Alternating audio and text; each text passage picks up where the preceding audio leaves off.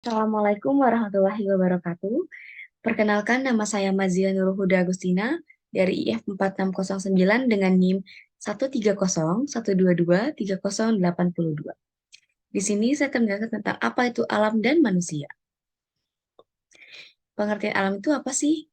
Alam adalah segala sesuatu yang ada dan dianggap oleh manusia di dunia ini selain Allah Subhanahu wa taala beserta zat dan sifatnya. Menurut ulama Al-Ghazali, alam dapat dibedakan menjadi beberapa jenis, diantaranya ada alam goib dan juga alam syahadah. Next, mengenal alam semesta sebagai ciptaan Allah. Menurut pandangan Al-Quran, penciptaan alam semesta dapat dilihat pada surat Al-Anbiya ayat 30 yang berbunyi, dan apakah orang-orang kafir tidak mengetahui bahwasanya langit dan bumi, keduanya dahulu adalah suatu yang padu. Kemudian, kami pisahkan antara keduanya, dan dari air kami jadikan segala sesuatu yang hidup. Maka, mengapakah mereka tidak juga beriman? Sesungguhnya Tuhan kamu ialah Allah yang telah menciptakan langit dan bumi beserta 6 masa. Lalu dia bersemayam di atas arsy. Dia menutupkan malam kepada siang yang mengikuti dengan cepat, dan diciptakannya pula matahari, bulan dan bintang-bintang masing-masing tunduk kepada penciptanya. Ingatlah menciptakan dan memerintahannya lah hak Allah, Maha Suci Allah, Tuhan semesta alam. Di sini ada pengertian manusia. Manusia itu apa sih? Human menurut Islam adalah makhluk Allah yang memiliki unsur dan daya materi yang memiliki jiwa dengan cara berpikir, berakal, dan bertanggung jawab kepada Allah Subhanahu wa taala. Manusia ini adalah makhluk yang diciptakan yang paling sempurna oleh Allah Subhanahu wa taala. Iya, dia memiliki cara berpikir, berakal, memiliki hati, memiliki perasaan. Maka dari itu, manusia adalah makhluk yang paling sempurna diciptakan oleh Allah Subhanahu wa taala. Yang menciptakan dengan memiliki akhlak, menciptakan manusia dari saripati atau berasal dari tanah. Jadi, diciptakan dari tanah dan kembali pula kepada tanah. Ada sifat dasar manusia. Manusia memiliki 4 sifat dasar. Yang pertama adalah mengeluh dan kikir. Sesungguhnya manusia diciptakan bersifat keluh kesah dan lagi kikir. Quran Surat Al-Ma'arij ayat 19. Kita juga tahu ya di sini banyak banget manusia-manusia yang suka berkeluh kesah. Contohnya seperti mahasiswa nih. Karena sekarang lagi pekan UTS ya, banyak banget tugas-tugas menumpuk, ulangan-ulangan banyak, materi-materi harus dikejar. Nah, maka dari itu kita boleh mengeluh, tapi kepada Yang Maha Kuasa. Kita berkeluh kesah, meminta petolong, meminta petunjuk, meminta arahan, agar tidak salah jalan. Yang kedua, ada lemah. Dalam Al-Quran, Allah mendeskripsikan 2 kelemahan manusia, yaitu secara fisik dan lemah secara hawa nafsu.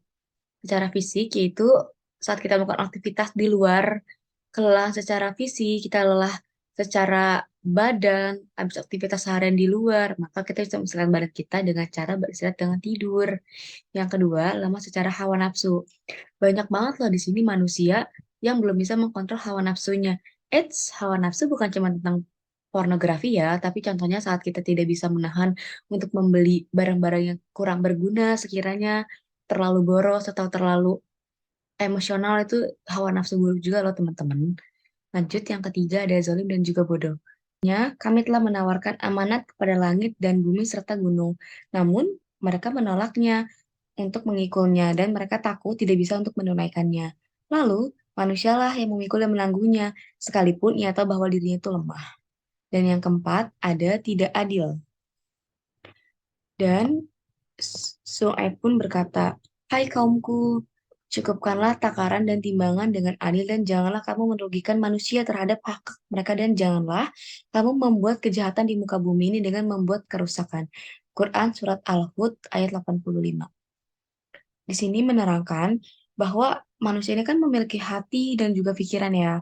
Jadi kita bisa tahu nih mana yang adil, mana yang tidak adil. Contohnya, banyak banget sekarang nih kaum-kaum generasi muda yang pertama ini memilih-milih. Itu tuh nggak boleh loh.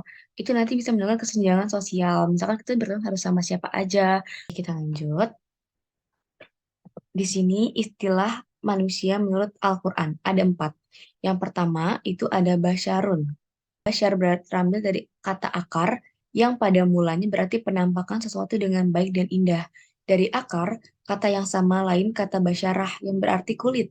Manusia dinamai basyar karena kulitnya nampak jelas dan berbeda dengan kulit lain, makhluk lain.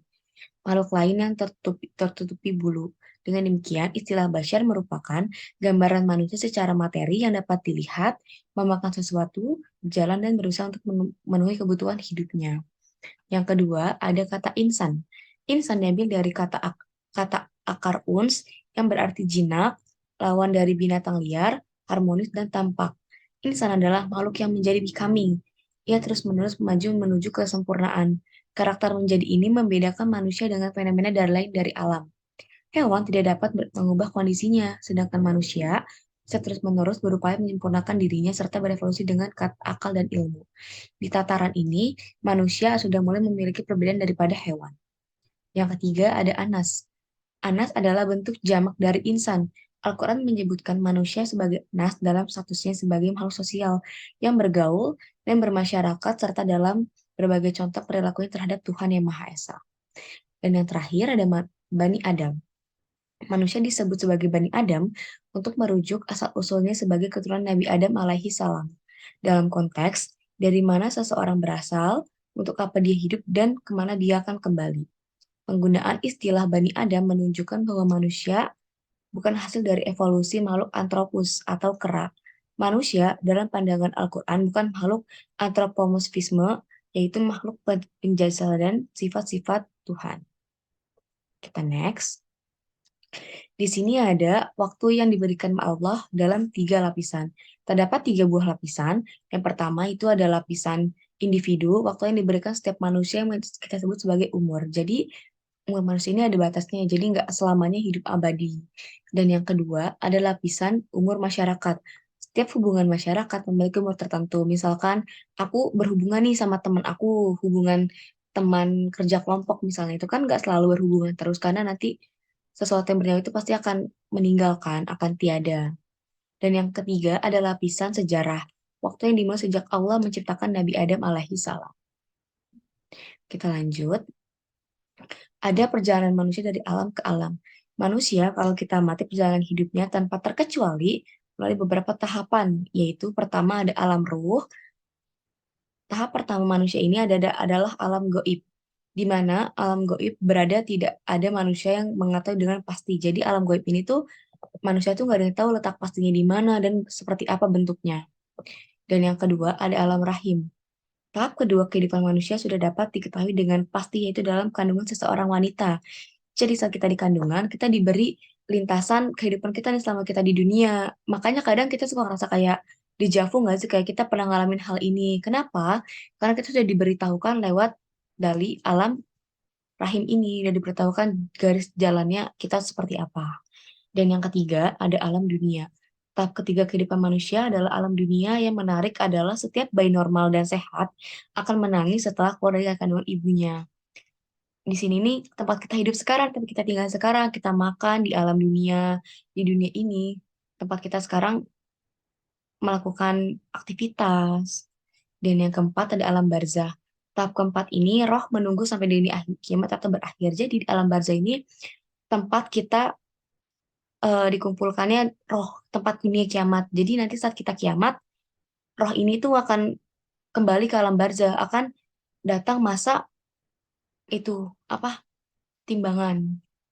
Dan yang terakhir ada alam akhirat. Pada tahap terakhir ini, roh manusia akan hidup kembali, akan hidup akal, abadi dan kekal selamanya. Jadi di sini nih kehidupan baru akan dimulai. Kita akan hidup selama-lamanya itu di dunia akhirat. Karena di dunia ini kan alam dunia ini kita hanya sementara sifatnya tidak abadi. Yang abadi itu di akhirat. Lanjut.